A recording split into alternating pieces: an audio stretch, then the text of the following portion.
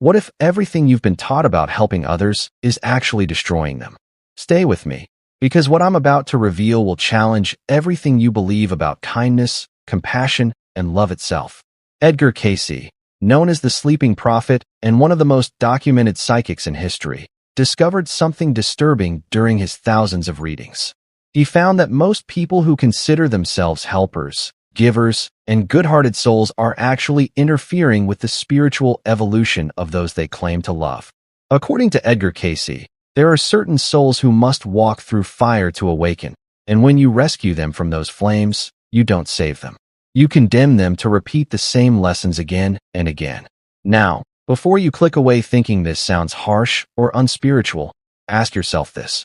How many people have you helped who are still in the exact same situation years later? How many times have you given your energy, your money, your time to someone who never changed? And here's the question that will haunt you. What if your help is the reason they never grew? We've been conditioned to believe that a good person always says yes, always gives, always sacrifices. But Edgar Cayce said something that religious institutions don't want you to know. Not all souls are ready to be helped, and forcing help upon them is a violation of cosmic law. In his readings, Cayce identified specific types of individuals who, when helped, become spiritually paralyzed. These people don't need your rescue. They need their consequences. Today, I'm going to reveal the 7 types of people that Edgar Cayce warned us about. Not so you can judge them or cast them aside with hatred, but so you can recognize when your compassion is being weaponized against you and against their own soul growth. Because here's the truth that will set you free. Real love sometimes looks like walking away. Real compassion sometimes means letting someone fall. And real spiritual maturity means understanding that not everyone who asks for help actually wants to change. So if you're tired of being drained, if you're exhausted from carrying people who refuse to walk, if you're ready to learn what true discernment looks like, then you need to hear what comes next. This isn't just advice. This is ancient wisdom that could transform your entire life. But before we go any further, let me ask you something that might sting a little. Are you actually helping people, or are you just making yourself feel needed? Hold that thought, because the first type of person Edgar Cayce warned about will expose the answer. Number 1, the chronically lazy. Now, Edgar Cayce discovered through his readings that laziness isn't just a personality trait. It's a spiritual disease. He said that souls who habitually refuse to participate in their own lives are violating one of the fundamental laws of the universe, the law of action. According to Cayce, the universe rewards motion, effort, and participation. When a soul becomes stagnant, it begins to decay spiritually, and anyone who enables that stagnation becomes karmically entangled with that decay. Listen carefully, because this is where most good-hearted people get trapped. Edgar Cayce said there's a massive difference between someone who is temporarily struggling and someone who has made helplessness their identity. The struggling person will take your assistance and use it as a launching pad. They're looking for a boost, not a permanent crutch. But the chronically lazy? They've discovered something insidious. That there are people in this world who will carry their weight if they just look helpless enough. Watch what happens in nature, because Edgar Cayce always pointed back to natural law. A bird doesn't continue to feed a chick that refuses to leave the nest. A lion doesn't hunt for a grown offspring that won't learn to kill. Nature has a built-in mechanism that says, contribute or perish. It sounds brutal, but Edgar Cayce revealed that this isn't cruelty. This is wisdom encoded into the fabric of creation itself. When you help someone who refuses to help themselves, according to Cayce's readings, you're not just wasting your energy. You're actively participating in their spiritual regression. You're preventing them from developing the soul muscles they came to this lifetime to build. Every time you pay their bills, solve their problems, or clean up their messes, you rob them of something sacred, the satisfaction of their own accomplishment and the strength that comes only through personal effort. Now here's what Edgar Cayce said that will really challenge you. The lazy person needs to feel hunger. Not because we're being cruel, but because hunger is often the only force strong enough to make them move. He taught that discomfort is the soul's alarm clock, and when you keep hitting the snooze button for someone else, you're preventing their awakening. The pain of staying the same must become greater than the pain of change, and if you keep cushioning them from that pain, they will never, ever transform. But it gets worse. The second type of person will actually make you question whether kindness is even worth it. Have you ever given someone everything and received nothing in return? Not even a thank you? Then you've encountered what Edgar Cayce called a spiritually bankrupt soul. And what you're about to learn will change how you see gratitude forever. Number 2. The perpetually ungrateful. Edgar Cayce said something profound in his readings that most spiritual teachers won't tell you. Gratitude isn't just good manners. Gratitude is the evidence that a soul recognizes the divine flow. According to Cayce, when someone receives without appreciation, they're not just being rude. They're demonstrating a fundamental disconnect from universal consciousness. They've placed themselves at the center of reality, believing that everything and everyone exists to serve them. In one of his most powerful readings, Edgar Cayce explained that the universe operates on a principle of reciprocal energy. Everything flows in circles. When you receive a blessing and offer gratitude, you complete the circuit and allow more blessings to flow. But when you receive and give nothing back, not even acknowledgement, you create what Cayce called a spiritual blockage, not just in yourself, but in the person giving to you. You trap their energy in a dead end. Here's what this looks like in real life, and pay attention because you've probably experienced this. You help someone month after month. You sacrifice your own comfort, your own resources, your own peace of mind. And not only do they never say thank you, they actually complain. The apartment you helped them get isn't nice enough. The money you gave them wasn't enough. The time you spent wasn't sufficient. Edgar Cayce discovered that this isn't accidental behavior. This is a soul that has become addicted to receiving and has lost the ability to recognize blessing when it arrives. According to Edgar Cayce, the ungrateful person is operating from what he called the consciousness of entitlement. They genuinely believe the universe owes them. They believe your help is their right, not a gift. And here's the truly disturbing part. The more you give to them, the more entitled they become. It's a spiritual paradox. Your generosity doesn't create gratitude in them. It creates expectation. And eventually, it creates resentment when you can't give anymore. Cayce warned that when you continue to pour into an ungrateful soul, you're not planting seeds. You're feeding a void that can never be filled. He said these individuals have a hole in their spiritual bucket, and no matter how much you pour in, it drains away instantly, leaving them empty and demanding more. The tragedy isn't just that they're taking from you. The tragedy is that by continuously giving, you prevent them from ever feeling empty enough to question why they can't hold on to anything. But if you think that's difficult, wait until you hear about the third type. This one will make your blood boil. Why do some people reject every piece of advice, dismiss every warning, and then act shocked when their life falls apart? Edgar Cayce discovered the answer, and it's not what you think. Number 3. The arrogant and self-righteous. Edgar Cayce said that pride is not just a character flaw. It's a spiritual blindness. In his readings, he explained that the arrogant person is actually terrified, operating from such deep insecurity that they've built an entire fortress of false superiority to protect themselves. According to Cayce, these souls aren't suffering from too much confidence. They're suffering from a complete inability to face their own inadequacy. Here's what Edgar Cayce discovered that changes everything. The arrogant person doesn't want your help.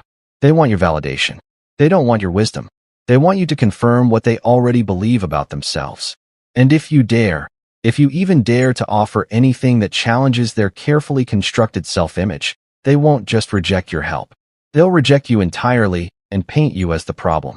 Cayce taught that pride creates what he called a barrier to soul growth. It's like spiritual cement that hardens around a person, preventing any new information, any new perspective, any new truth from penetrating. These individuals have decided they already know, and anyone who suggests otherwise is simply wrong, stupid, or jealous. According to Edgar Cayce's readings, this is one of the most dangerous spiritual conditions because the person suffering from it genuinely cannot see their own blindness. Now here's what's fascinating. Edgar Cayce said that even Jesus, even the master teacher himself, walked away from arrogant people. He didn't chase them. He didn't beg them to listen. He didn't try to convince them or prove himself. He simply offered truth, and when it was rejected, he moved on. Why? Because Cayce explained that you cannot force wisdom on someone who is committed to their own foolishness. It's a violation of their free will, and it's a waste of your divine purpose. The arrogant person must fall. Edgar Cayce was very clear about this. These souls have set themselves up so high that the only thing that can break through their pride is hitting the ground. They need to fail spectacularly. They need to be humbled by life itself. And here's the hard part. If you keep propping them up, if you keep rescuing them from the consequences of their arrogance, you prevent the very fall that would save them. According to Cayce, the arrogant soul is on a collision course with reality, and that collision is necessary for their evolution. When you interfere, you don't help them. You delay their awakening. You extend their suffering. Real compassion means stepping back and allowing pride to meet its consequences. And speaking of consequences, the fourth type of person makes all the others look innocent by comparison. Now we're entering territory that makes people uncomfortable, but Edgar Cayce never shied away from difficult truths. So let me ask you directly, what do you do when someone isn't confused about right and wrong? What do you do when they know exactly what they're doing and they're doing it anyway? Number 4. The habitually wicked. Edgar Cayce said something in his readings that modern spirituality desperately wants to ignore. Not everyone is on a path toward light. Some souls have become so invested in darkness that they've made it their home. According to Cayce, wickedness isn't just making mistakes. We all make mistakes.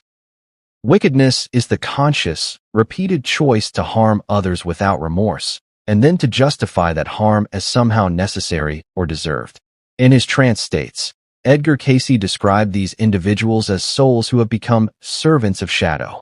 He explained that through lifetime after lifetime of selfish choices, some beings create such heavy karma that in their current incarnation, they're almost completely disconnected from their divine nature. They lie reflexively. They manipulate constantly. They cause suffering and feel nothing. And here's what Cayce warned. When you help a wicked person, you don't redeem them. You empower them to do more harm. This is crucial, so listen carefully. Edgar Cayce taught that the universe operates on the principle of karma, the law of cause and effect.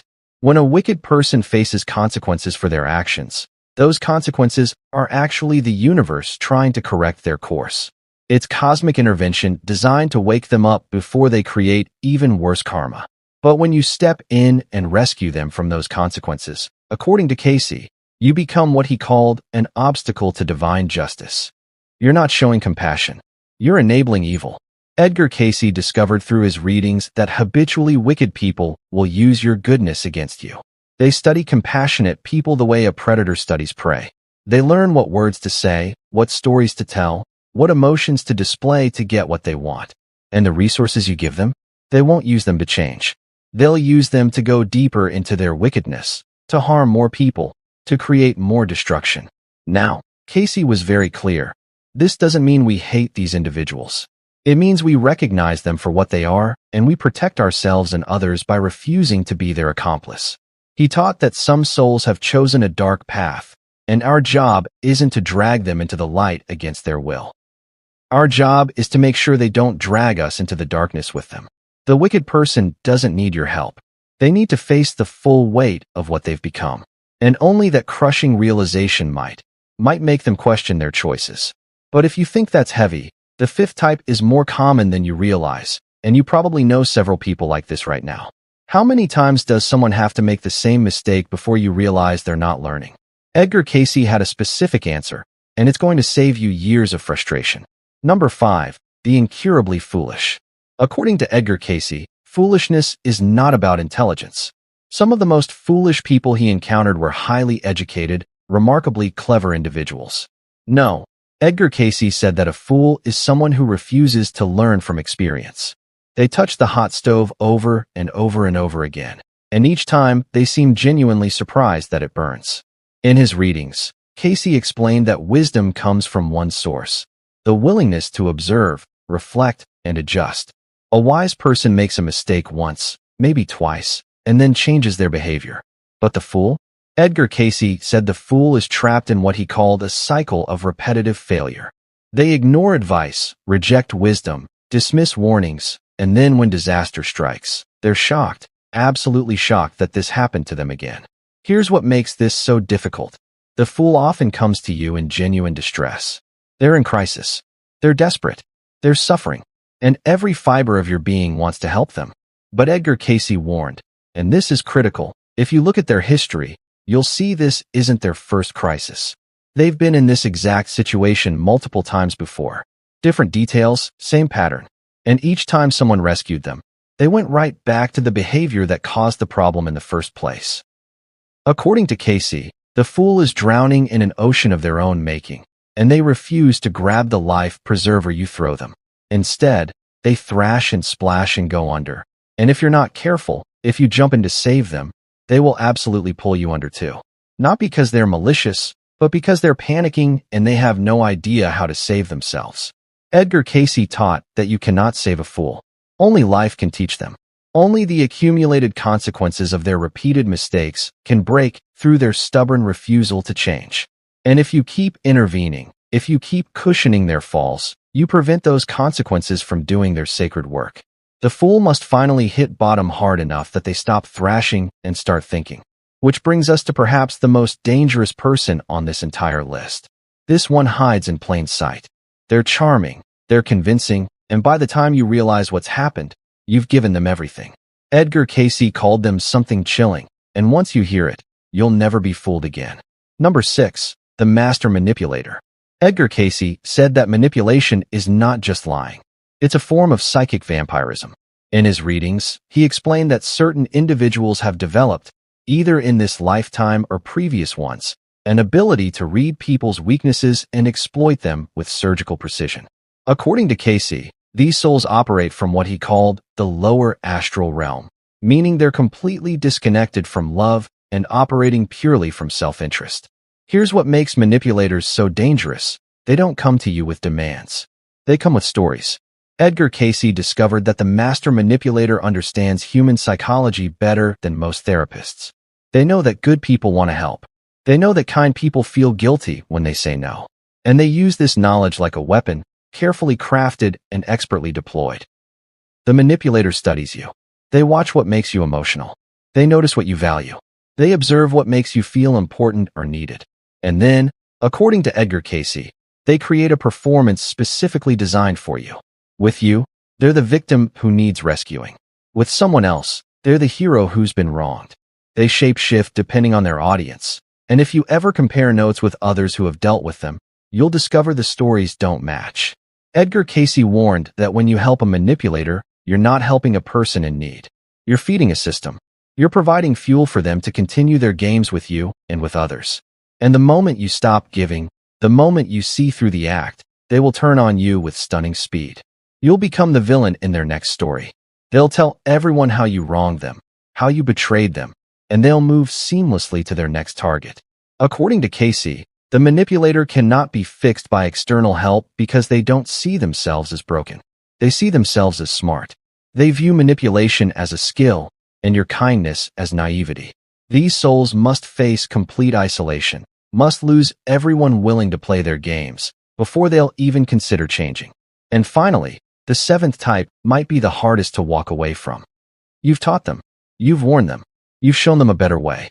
And they nod. They agree. They promise to change. But they never do. Edgar Cayce explained why, and it's going to break your heart. Number 7. The Unrepentant Rebel. According to Edgar Cayce, these are souls who know better but deliberately choose worse. They're not ignorant. They're not confused. They're defiant. Edgar Cayce said in his readings that these individuals are exercising what he called negative free will, meaning they're using their divine gift of choice to consistently choose against their own highest good and the good of others. What makes this so painful is that you can see their potential. You can see exactly what they could become if they would just stop sabotaging themselves. And so you hold on. You keep believing. You keep hoping that this time will be different. But Edgar Cayce discovered something that every helper needs to accept. A soul cannot be saved against its will. No matter how much you love them, no matter how clearly you see their path, they must want it for themselves. In his readings, Cayce explained that the unrepentant person is locked in what he called rebellion consciousness. They're not just making mistakes. They're making statements. Their destructive choices are, on some level, an assertion of independence, a way of saying, you can't control me. I'll do what I want. And paradoxically, the more you try to help them, the more they rebel, because your help feels like control. Edgar Cayce taught that these souls are on a long journey. They may need to exhaust every wrong path before they're finally ready to walk the right one. They may need to lose everything before they value anything. And that journey is theirs to take. You cannot want their healing more than they want it. You cannot fight for their freedom harder than they fight for it. According to Casey, your role is not to chase them, not to rescue them, not to prevent their consequences. Your role is to be a lighthouse. You stand firm in your own light, and if they ever decide to come out of the storm, they'll know where to find solid ground. But you don't jump into the ocean to drag them to shore. You let them swim. So what do we do with all of this? Edgar Cayce left us with wisdom that transforms everything. True compassion is not enabling. It's having the spiritual courage to let people face their own karma, their own lessons, their own growth. Your energy is sacred. Your time is finite. Your resources are limited. And according to Cayce, you have a spiritual responsibility to invest them wisely, not wastefully. Not everyone who asks for help deserves it. And that's not cruelty. That's cosmic law. So ask yourself today, who am I helping that I should release? Who am I rescuing that needs to fall? Who am I carrying that must learn to walk? When you find the answer, have the courage to step back. Not with anger, but with love. Because sometimes the most spiritual thing you can do is allow someone to experience the full weight of their own choices. That's when real transformation begins.